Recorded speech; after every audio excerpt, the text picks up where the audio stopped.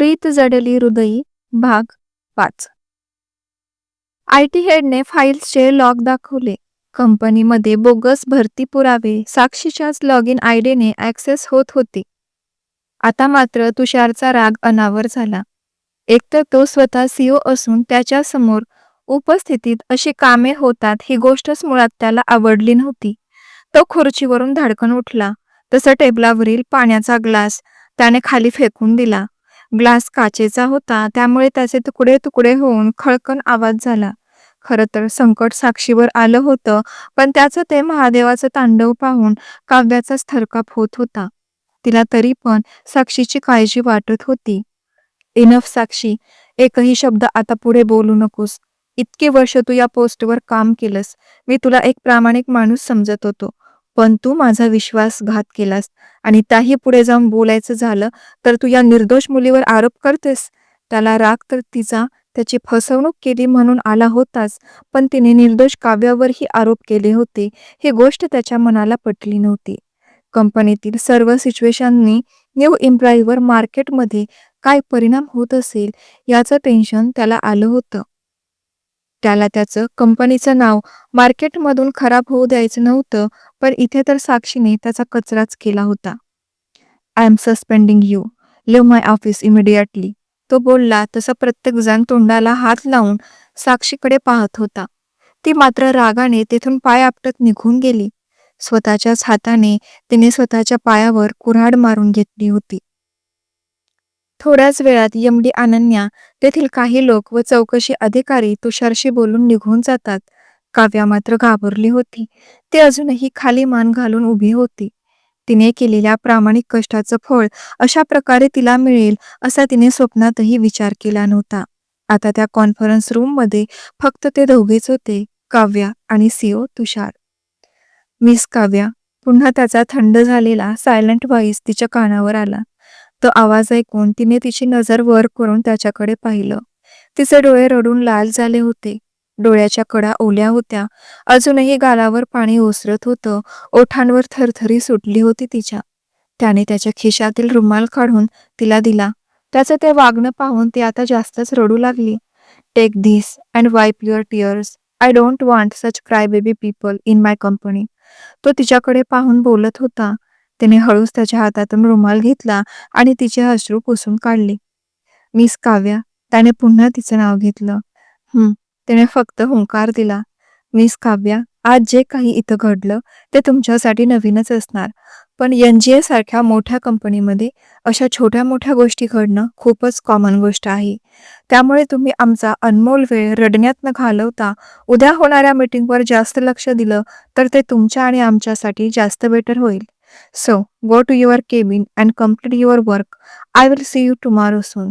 त्याने त्याच्या गोऱ्यापान चेहऱ्यावर गॉगल चढवला व तेथून त्याच्या केबिनमध्ये निघून गेला. त्याच्या तोंडून टुमॉरो मीटिंग हे शब्द ऐकून तिच्या डोक्यात लगेच क्लिक झालं की ती उद्या तिचं राहिलेलं वर्क पेंडिंग ठेवून तुषारच्या बोलण्यावर इथे आली होती. ती तिच्या विचारातून बाहेर आली. तिने समोर ठेवलेल्या बाटलीतील 2 घोट पाणी पिलं. वॉशरूममध्ये जाऊन तिने चेहरा पाण्याने स्वच्छ केला आणि खालच्या फ्लोअरवर आली. इंटरव्हल झाली होती याच्यावर साक्षी मॅमची पूर्ण ऑफिसमध्ये चर्चा सुरू होती. तिने तसेच तिकडे दुर्लक्ष केलं. आजही तिने टिफिन आणला नव्हता म्हणून ती कॅन्टीनमध्ये गेली. तिने तिच्यासाठी ऑर्डर दिली. तेवढ्यात हाय काव्या, नेहा तिच्या जवळ येऊन बसली होती. हाय. अजूनही तिचा मूड फ्रेश नव्हता, पण ती हळूच आवाजात बोलली. सॉलिड आहेस हा तू. किती लवकर तू त्या HR बाहेर काढलंस. अगदी खूप दिवसांपासून असंच वागत होती बघ. बरं झालं एकदाची कटवली ते, नाहीतर तिने आणखी तुला त्रास दिला असता, नेहा म्हणाली. आता काव्याच्या लक्षात आलं की त्या दिवशी HR मॅमची असिस्टंट म्हटल्यावर तिने तिला टेक केअर का म्हणाली होती ते. रूमवर आल्यावर तिने आज दिवसभरात जे काही झालं ते केतूशी शेअर केलं. त्यामुळे तिला थोडं फ्रेश वाटू लागलं. रात्री 10 वाजता तिने MD अनन्या मॅमचा मेल वाचला. त्यात उद्या किती वाजता निघायचं ते डिटेल्समध्ये सांगितलं होतं. मेल पाहून तिला थोडा आनंद झाला होता, कारण तिच्यातील टॅलेंटच तिला पुढे घेऊन जात होतं. आतापर्यंत तिने कोणा अनोळखी व्यक्तीबरोबर एक दिवस पण प्रवास केलेला नव्हता आणि तिला उद्या तब्बल 5 ते 6 तासाचा प्रवास तिच्या बॉससोबत करायचा होता. पण अनन्या मॅम सोबत आहेत म्हणून ती थोडी रिलॅक्स होती. दुसऱ्या दिवशी सकाळी ठीक 6 वाजता काव्याच्या मोबाईलवर एक अनोन नंबरवरून मेसेज येतो. ती तो मेसेज पाहून थोडी घाबरते. कोणाचा असेल नंबर? जाऊ दे, घेतेच मी. ती मेसेज ओपन करून पाहते. CO Tushar sir, NGO group of company खाली नाव असतं. तुषारने तिला लोकेशन पाठवलेलं असतं. ती पटकन तिचं आवरते आणि त्या लोकेशनवर येते.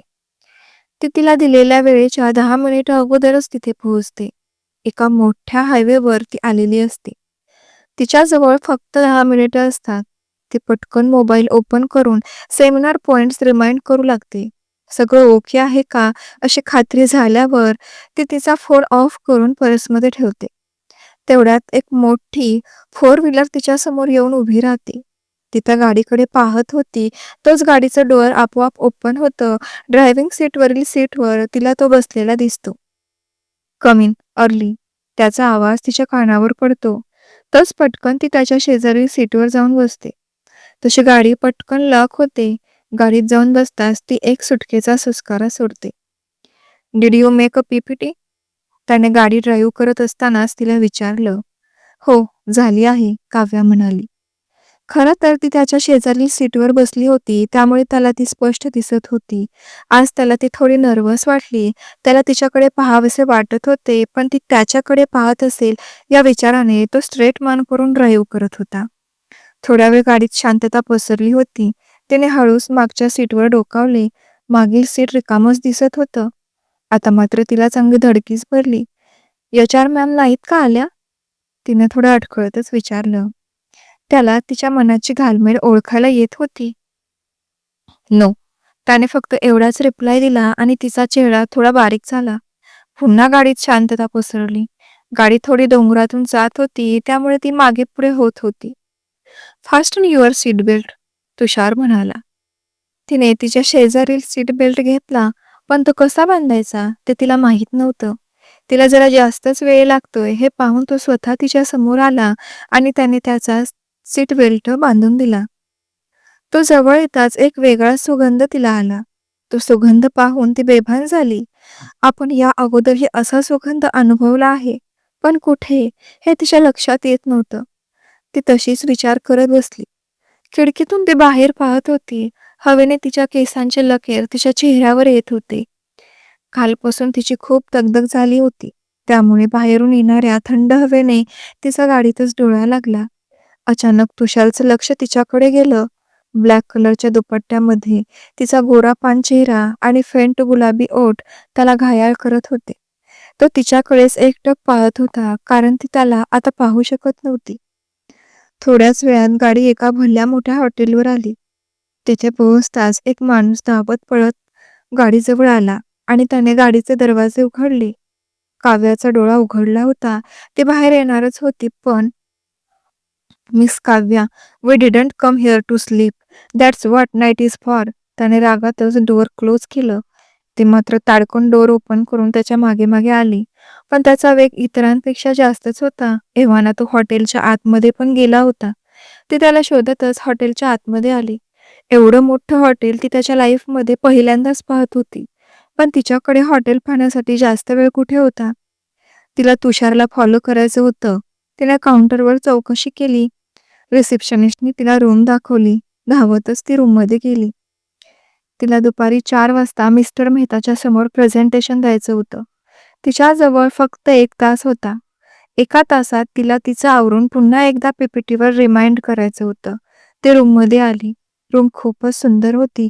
बेड, सोफा, मोठी खिडकी व त्याला काचेचा दरवाजा होता. तिने डोळे भरून रूम निहाळून घेतली. खरंच श्रीमंत लोकांचं लाईफस्टाईल किती सुंदर असतं ना, म्हणतच स्वतःशी बोलत तिने बेडवर अंग टाकून दिलं. दिवसभराच्या प्रवासात तिला आलेला थकवा तिने 5 मिनिटं बेडवर लोळत घालवला. थोड्याच वेळात तिला बाथरूममधून पाण्याचा आवाज आला.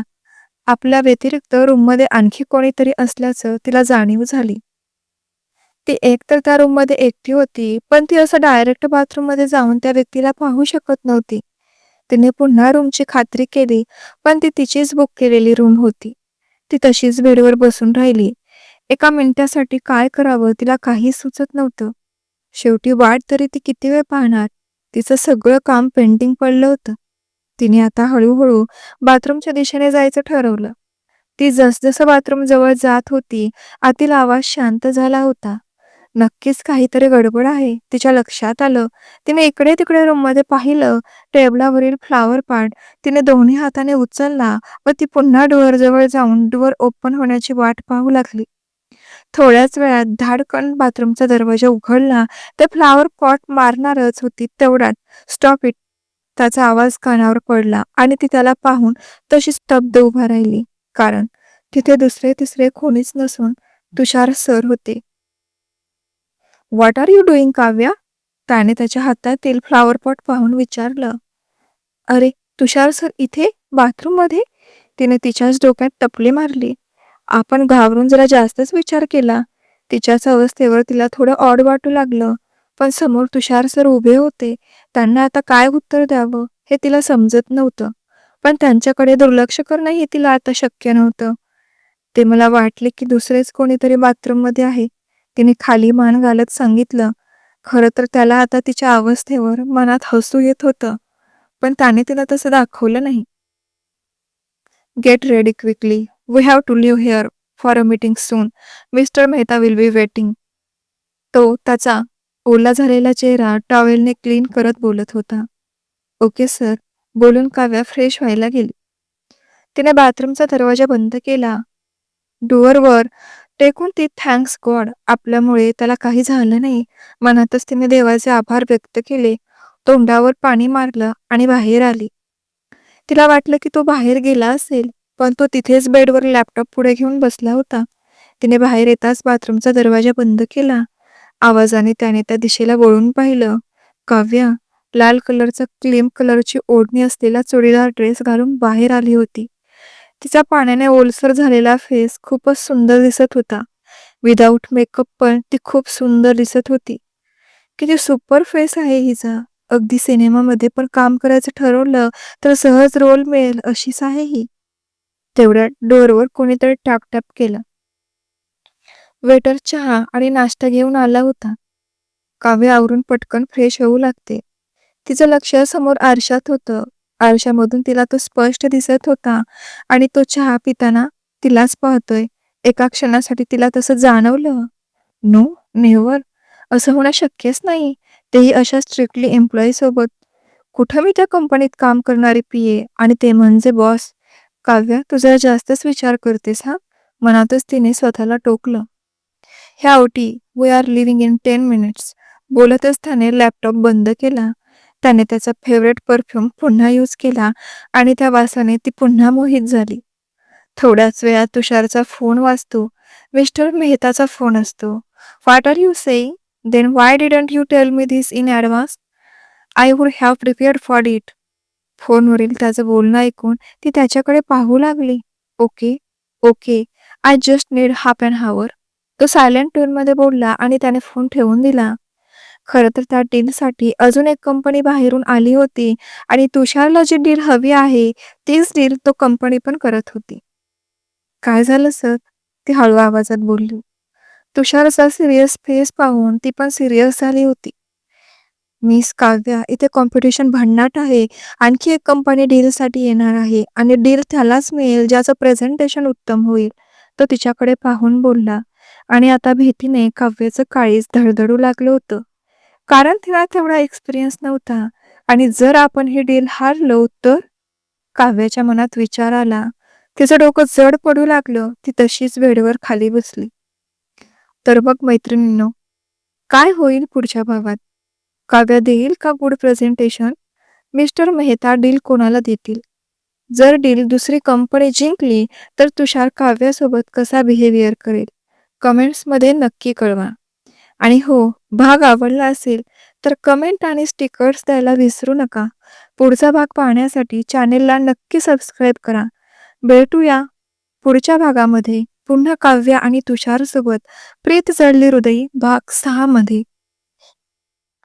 तर मैत्रिणींनो, सदरील लेखनावर फक्त आणि फक्त लेखिकेचा हक्क आहे. त्यामुळे कोणीही लेखन कॉपी करण्याचा प्रयत्न करू नका. कोणीही लेखन कॉपी करून दुसऱ्या प्लॅटफॉर्मवर टाकले तर कायद्याने कडक कारवाई केली जाईल याची सगळ्यांनी नोंद घ्यावी. कथेतील घटना, पात्र, संवाद हे सर्व काल्पनिक असून वास्तविक जीवनाशी त्याचा कसलाही संबंध नाही. त्यामुळे असे आढळून आले असेल तर तो निव्वळ योगायोग समजावा अशी नम्र विनंती करते. आणि हो, भाग लवकर टाका म्हणून तुमच्या कमेंट्स खूप जास्त असतात. तर मला हे भाग लिहायला वेळ लागतो, विचार करण्यासाठी वेळ लागतो. ही कथा माझी स्वलिखित कथा आहे. त्यामुळे प्लीज कोणीही भाग लहान आहे अशी कमेंट्स करू नका. मनापासून प्रेम द्या, सपोर्ट करा. मी पुढचा भाग तुमच्यासाठी घेऊन येणारच आहे.